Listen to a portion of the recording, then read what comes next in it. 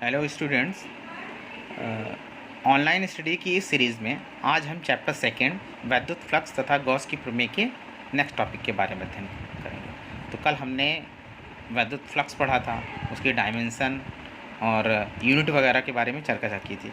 अब नेक्स्ट हमारा टॉपिक है गॉस की प्रमेय। अब गॉस की प्रमेय क्या होती है?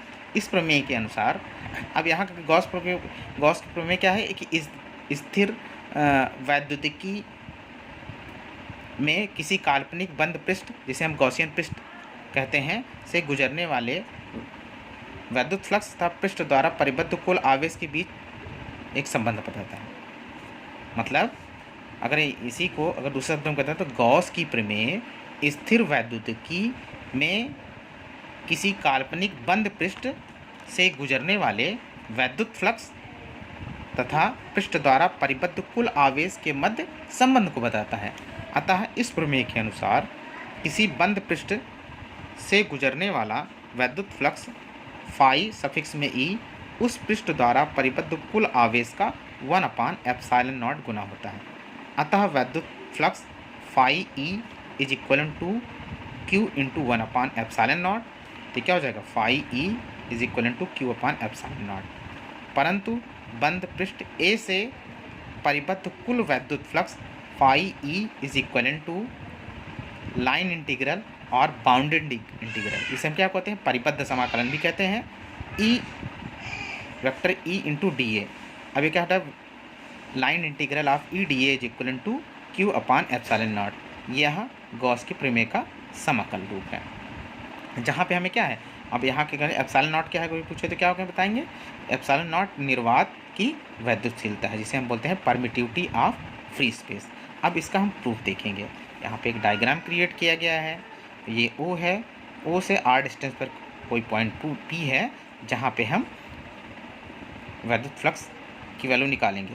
ये प्लस Q चार्ज है, यहाँ से R डिस्टेंस पे कोई पॉइंट P है, और ये क्या है? हमारा घन कोण है, और ये इलेक्ट्रिक इंटेंसिटी है।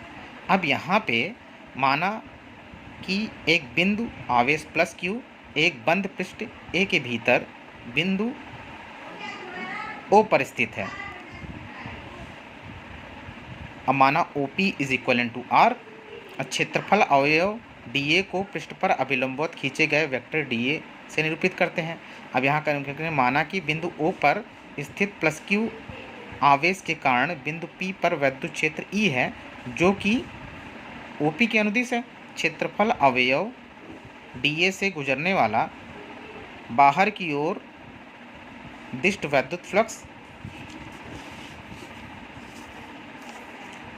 D phi E is equal to vector E into D ए।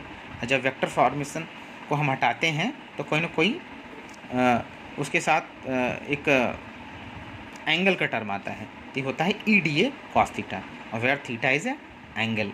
तो यहाँ क्या है ना, जहाँ थीटा वेक्टरों ई व डी ए के बीच का कोण है। परंतु वैद्युत क्षेत्र की तीव्रता की वैल्यू हमें पता है, E is equal to 1/4πε0 Q/r²। अब इसकी वैल्यू हम यहाँ पे पुटअप कर देंगे, तो D phi E is equal to Q/4πε0 dA cos θ/r²। परंतु dA cos θ/r² क्या है? डी ओमेगा, जिसे हम क्या जानते हैं? यही हमारा क्या है? क्षेत्रफल अवयव dA द्वारा बिंदु O पर अंतरित घन कोण। अब इसकी वैल्यू हम यहाँ पे, इसकी जगह पे हम क्या रख देंगे? हमने डी ओमेगा रख दिया, तो D phi E is equal to Q/4πε0 D omega.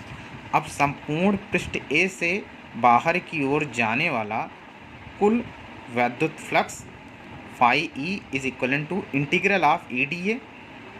अब Q/4πε0 bounded integral of D omega. अब bounded integral of D omega क्या है? 4π क्या है? संपूर्ण पृष्ठ A द्वारा बिंदु O पर अंतरित घन कोण। अब phi E is equal to Q/4πε0 ये, और यहाँ इसकी जगह क्या रख दिया? 4π से 4π कैंसिल, Q/ε0। और यही हमारा क्या है? गॉस की प्रमेय है।